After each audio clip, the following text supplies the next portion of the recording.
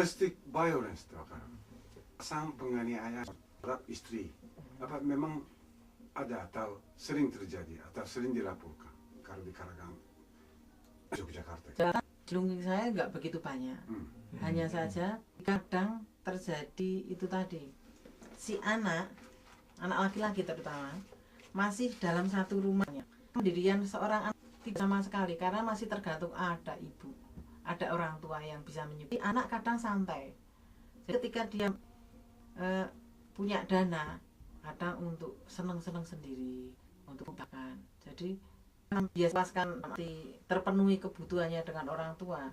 Ketika orang tua sudah tidak ada atau tidak mampu menyukupi, ya pelariannya ke main tangan kepada anak, kepada istri, karena sudah didik mandiri. Saya kekerasan fisik oleh istri maksudnya Itu bisa terjadi. apa dengar? Kalau dengar bagi saya nggak begitu di lingkungan. Kalau saya lihat Di tetangga bagaimana? di tetangga bisa jadi banyak Ya, sebenarnya. banyak karena apa? Ekonomi. Pertama pemicu ekonomi. Ya, artinya istri mengeluh. Ya. Prosesnya Proses yang biasa saya lihat di lingkungan beberapa pemicu utama itu memang ekonomi. Perempuan itu sudah punya kondisi yang mungkin hanya satu kalau di umumnya saudara harus dana atau anak sakit, sedangkan istri hanya diberi seperti ya, cukup terang. Sekarang terlalu ego, nggak mau. Ini benar-benar harga sembako kebutuhan pokok sulit kan harus ditutup menyiasati ekonomi itu, masih nggak mau jadi kembali. Ya akan seperti ini terjadinya efek-efek berikutnya, kekerasan dalam rumah tangga. Karena untuk bulan nanti si suami sudah capeknya ini pusing terkendali, efek memang banyak. kalau jika kekurangan, si atau minta tolong kepada tetangga. Nah, yang pernah saya lihat, Ya. saya pernah bantu pernikahan. Memang pernikahan yang mungkin jadi mungkin anak istri orang tua. Kalau dijual itu RW, tapi itu sebenarnya keluarga. Jadi orang tua pakai senjata baru. Terus Sekarang kadang karena kesalahan diri sendiri, karena makanya ditangkap. Mungkin ya itu mungkin zaman laporkan itu menjadi kasus. Si istri itu ada satu. Tapi si istri naik di penyelesaian sulit juga karena si istri mencintai dan jadi repotnya. saya kita di Madang sudah beberapa RSM, kekerasan rumah. Kebetulan di Jogja saya juga pengurus PKK yang antara keterampilan. Ada pembicaraan untuk kayak keluarga itu seperti itu, keluarga seperti itu ada sebenarnya. Hanya saja kadang ya dalam taraf wanita di pedesaan saya melapor seperti itu, hal yang ada itu untuk menyadarkan permasalahan dari tim ibu-ibu PKK kumpulan seperti itu. Terlalu mencintai, terlalu takut bahwa kalau memalukan dipusikan rame dalam taraf sama itu hal yang buruk. Karena diredam sendiri dengan istri sendiri itu. Sekarang istri ya stres juga. Istara. Apa suami istri? Nah, teman dekat curhat bagaimana ya? Lain bahwa terlalu ngandap ya sudahlah seperti itu. Terlalu nerimo yang pantuk saya seperti itu. Lagi kayak dengan suami bilang saya bahas teledor, saya dia memaafkan. Dia ya itu maafkan. Terus suami minta istri tak? Jadi masih menerima karena menganggap itu suatu cobaan yang yaitu cobaan seperti itu. Jadi benar-benar terima. じゃあ二軒さんの旦那が浮気したら二軒さんはどうしますか? Apa seandainya saja ini suami Niken san, Pak Eko berselingkuh, Niken tahu bagaimana? Ini sekedar Ya. Ya. Saya seperti ini dilalai kebetulan saya orangnya jenisnya pernah berandai-andai, jadi kadang mengantisipasi hal yang terburuk dulu. Saya pernah berpikir bagaimana saya kehilangan orang tua saya, padahal orang tua saya masih ada. Jadi begitu tinggal saya nggak begitu shock. Satu, yang kedua saya pernah berandai-andai dan itu mungkin tidak sehat bagi orang pada umumnya. Andaikan suami saya pacaran dengan itu, apa yang akan saya lakukan? Jadi saya kadang ngambil pahitnya. Saya memaklumi pertanyaan Mas Aiji. Itu saya menyikapi seperti ini. Suami saya orang kantoran. Ada 75% kemungkinan untuk berselingkuh. Semua ada risiko. Semua ada risiko. Apalagi suami saya posisinya di kantor, dia levelnya lebih tinggi, agak penting gitu, dan memiliki anak buah perempuan banyak, otomatis menjadi idola. Itu suatu resiko yang harus saya ambil. Begitu juga saya seniman.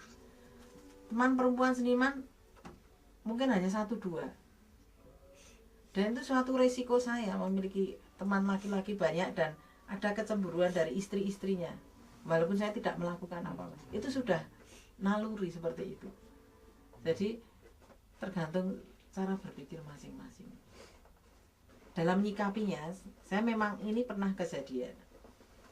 Sampai saya pernah dilarang suami untuk terlalu banyak bergaul dengan teman seniman. Karena bagi suami saya yang orang awam di luar seniman, seniman itu adalah seperti ini.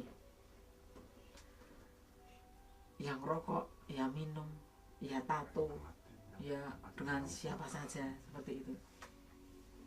Itu memang semua kembali ke kita. Ketika rapat suatu mau ada pameran bersama dan saya satu-satunya perempuan, itu sepele saja. Kan kalau perempuan biasanya urusan konsumsi. Udah nih kan kamu nyari konsumsi. Tolong kamu boncengan dengan si A, nyari roti di sana. Untuk menyikapinya, saya tidak mau. Saya mending pakai kendaraan sendiri, si teman pakai kendaraan sendiri. Dengan kendaraan sendiri-sendiri, saya menyikapi untuk menghargai. Dia punya istri, saya punya suami. Jadi menangkal isu-isu yang mungkin akan timbul.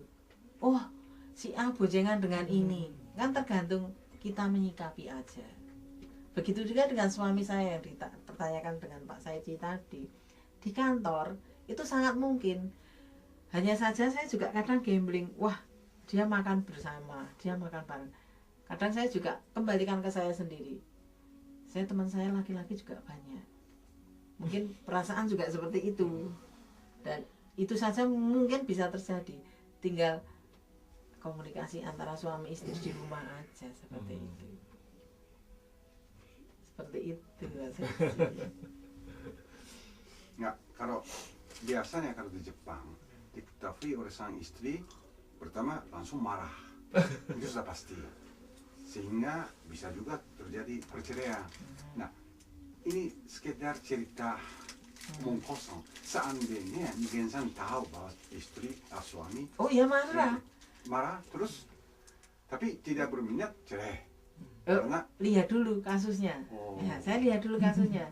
Kalau mungkin sekedar itu selingkuh biasa pacaran, mungkin saya yakin semua perempuan akan marah. Tidak sehat kalau tidak marah. Wanita Jawa umumnya pasti marah. Sangat marah. Sangat marah dan ngamuknya melebihi laki-laki biasanya. Ngamuk. Iya, ngamuk. Iya, karena itu sudah manusiawi kan. Ngamuk itu mesti pernah ngamuk. Tapi kan wanita Jawa harus tunduk sama suami kan. Betul, tetapi karena terlalu sesuatu yang dipendam terlalu lama, kan tinggal menunggu meledaknya.